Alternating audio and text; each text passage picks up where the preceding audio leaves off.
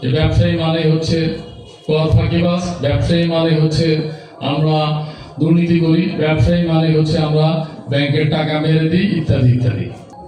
যে পুঁজি বিনিয়োগ করেছি আমরা সবাই হলো সেলফ মেড, আমরা চাকরি করি না, এটা আমাদের অন্যতম গর্বের বিষয়।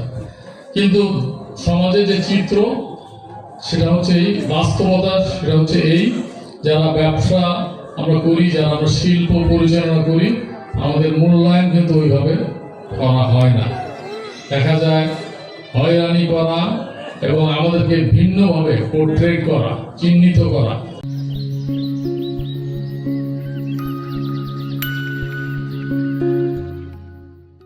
যে ব্যবসায়ী মানে হচ্ছে কর ফাঁকিবাজ, ব্যবসায়ী মানে হচ্ছে আমরা দুর্নীতি করি, ব্যবসায়ী মানে হচ্ছে আমরা ব্যাংকের টাকা মেরে দিই ইত্যাদি ইত্যাদি। এই জায়গারও পরিবর্তন হইতে হবে। এই জায়গার পরিবর্তনটা হইতে হলে ভালো কাজটা নিজের ঘর থেকে শুরু করতে হবে। আপনারা দেখেছেন জাতীয় সংসদ নির্বাচনে বিভিন্ন প্রার্থীর যে হলফনামা দেওয়া হয়েছে, হলফনামায় কার কত সম্পদ, কার কত আয়, কে কত ট্যাক্স দেন, সব কিছু আমরা হলফনামায় দিয়েছি। কিন্তু মিডিয়াতে সবচেয়ে বেশি এসেছে কার কত সম্পদ এবং কে কত টাকা আয় করেন। আসা উচিত ছিল কে কত টাকা ট্যাক্স দেন, এটা আসা উচিত ছিল।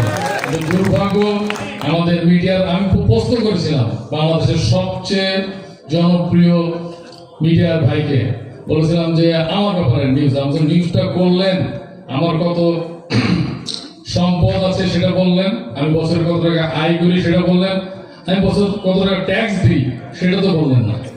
তো বললেন এটা বললে তো মানুষের আকর্ষণ থাকবে না। তাই আকর্ষণ বেশি জরুরি নাকি মানুষকে উৎসাহিত করা বেশি জরুরি আমি জানি না। এটারও পরিবর্তন হবে। ওয়ারেন্ট অফ প্রেসিডেন্স বলে একটা ইংরেজিতে শব্দ আছে, এটা বাংলাটা আমার জানা নাই। এটা হচ্ছে এই যে বাংলাদেশ নামক যে দেশ বা রাষ্ট্র, তাতে সর্বোচ্চ অর্থাৎ 1 নম্বর ব্যক্তি হচ্ছেন রাষ্ট্রপতি, দ্বিতীয় ব্যক্তি হচ্ছেন প্রধানমন্ত্রী, তারপরে স্পিকার, তারপরে মন্ত্রী পরিষদের সদস্য, প্রতিমন্ত্রী, সংসদ সদস্য, এরকম করে এই ওয়ারেন্ট অফ প্রেসিডেন্সের আপনার সেনাবাহিনী প্রধান, একজন সচিব, একজন উপজেলা নির্বাহী অফিসার, সবার অবস্থান আছে। ব্যবসায়ীদের কোনো অবস্থান নেই। আপনি বছরে 1 কোটি টাকা ট্যাক্স দেন, অথবা আপনি 500 বা 1000 লোকের কর্মসংস্থান করছেন, অথবা আপনি বছরে কোটি কোটি টাকা ভ্যাট দিচ্ছেন। এই সমাজে যে আপনার অবদান, আপনি যে সবচেয়ে বেশি গুরুত্বপূর্ণ যে কাজটা করছেন সেটা হচ্ছে কি কর্মসংস্থান করছেন, এই অবদানটার কোনো স্বীকৃতি নেই।